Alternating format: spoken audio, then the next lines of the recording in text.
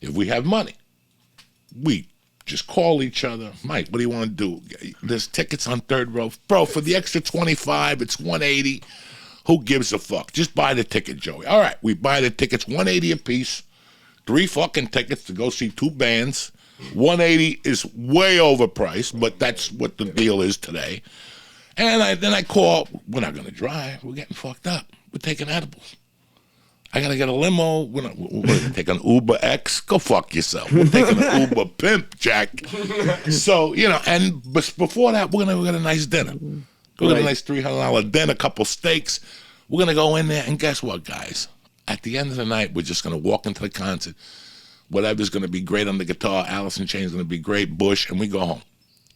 Let me rewrite that story for you. Right now, Mike calls me, dog, Bush is playing tonight. Did you know? No, I didn't. Do you want to go? How much are the tickets, Mike? 28. Okay, I got like 22. Let me see if I can borrow 20. Call Lee. Tell Lee about Alice in Chains. See if Joey could borrow 20. Yeah, he'll give you the 20. What is that 20 going to do for us? We're going to get 3 joints. We're going to go down to that dinner that we talked about at the restaurant. Forget it. He had a peanut butter and jelly from his kid. I took fucking Mercy sandwich, and I don't know. You took your mother's bingo sandwich. We fucking eat, and then we go to this concert. But when we get in this concert, we're up in the back, and all of a sudden, Mike sees his friend from the open mic, and he waves us over. And we're down in third row, and all of a sudden, joints are passing around. And there's a chick who keeps smoking pot and drinking, and the more and more she falls asleep, and by the third song, she's fucking passed out in the thing. And every 20 minutes, you check on her and go, that bitch is dead. And you keep down in a hole, and all of a sudden, somebody gives you a hit of acid. He knows what I'm talking about. The chick that's hammered at the beginning, I love it, and she's bouncing the ball and shit. And once the concert starts, that bitch is done. She's passed out. Everybody's watching her. Some guys are looking to finger her, but some dude's just saying, what should we do with this chick? She's just passed out. Fuck it. That's what you get for drinking at 2 in the afternoon. And then we laugh at that. Then the fucking Mike's friend says, come with us. And we walk down Philadelphia Street. We go get a hot dog. We didn't have any money. But the guy, Mike's friend, said, give Joey. And all of a sudden we went to a concert for $18 a piece. We ate 3 hot dogs. We did acid. We did all these things on the last minute. Right. That's how comedy is sometimes. Yep. And even with that concert, because I just went through this. Let's say you put all that money into it. There's a lot more at stake. You're expecting a lot more from the concert. Both of you could have been down in front and one in the bleachers, but because you only spent $20, you don't care that they didn't play this song or that the sound wasn't great. When you're spending $1,000 a night to go to see this, you're like, this better be fucking good. There's a lot more at stake, and that's why even with me, you're saying with the comedy, I just need what I like to live. I was paying to do open mics. I was happy when I did a set that I got $20 and a drink ticket. Like that was a good night for me. But that's got to stop. I was only 2 years in. See, so I was early. That works in L.A. and New York. Listen, I don't mind bringing 10 people. When Mike plays his guitar and he does his open mic, he's got to bring 4 people. So we all go support him. He comes to us. He brings his brother, whatever. That I don't mind. I never got pissed off at that. I got pissed off at taking money from comics. That's something that has always bothered me. Yeah. Any artist, musician, painter, whatever, comic, I don't like when they get abused those first 5 years because it leaves a taste in your mouth. I hope you don't get abused, but because people are scumbags, they do. Try to take advantage. You come do this gig, and all of a sudden they put $5 in your hand with 2 drink tickets, and you're like, "Fuck, I drove an hour and a half." But you got to pay your dues in the beginning, But that's right. I didn't want comics to pay $5 to get on stage. You know why? I never did. Was it because I don't even know if anybody charged then. I'm trying to think it was because I was cheap at the time or whatever. But I only remember having to bring people in New York.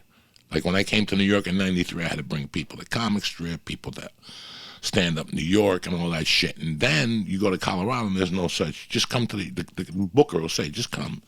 It's a bar show, I don't expect nothing. You know what I'm saying? So I don't know. I don't like that. I didn't like that in L.A., but in L.A. I didn't like open mic in L.A. I was very against it because it put more pressure on you. It took the fun away. It took the fun away because there's always that one kid that comes in. Yeah, I think I'm going to sign with Gersh. This ain't a Gersh party. This ain't a Gersh type. In Seattle, when I was an open mic, nobody talked about an agent. You're just at a club in a basement on a Monday and Tuesday. What are you fucking talking about, CBS? What are you talking about? Right. And I get that. I just got very lucky with a few people in LA. I definitely saw a lot of that, and a lot of people would come in that had delusions of grandeur, which I'm sure is everywhere now. It's everywhere. But it's just different. You're following a dream, even though it's not going to happen for 99.5% of the people doing it, and it's just. This is working this job, which I actually really like, for the past 6 months, has shown me I have a lot more respect for a lot of my friends that were doing the open mics, because a lot of my days were free. There were days that we had to do stuff, but I had a lot more time than they did.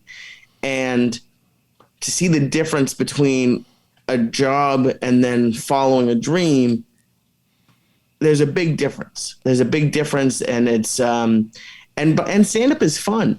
Like I watch stand up almost every day. I love going to shows. I have more fun doing stand up than I do watching stand up.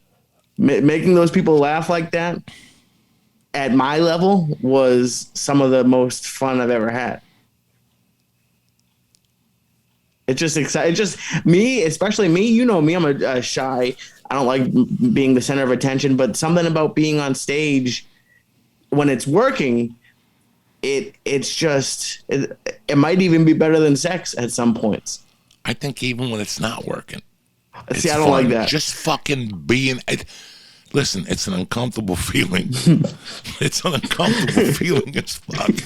But, God, what else makes you that fucking uncomfortable? Coming in 2 minutes? Meeting a hot chick and going, I'm going to fuck your brains out, and then taking her upstairs and giving her a 30-second squeeze. And what happened? I don't know. There's so many fucking things that, for me, I was a drug addict at the time. My dick got hard when I opened up a fucking box and I saw a kilo of coke or a bundle of 20s, that was what got me hot before stand-up, was stealing and doing all that stupidity.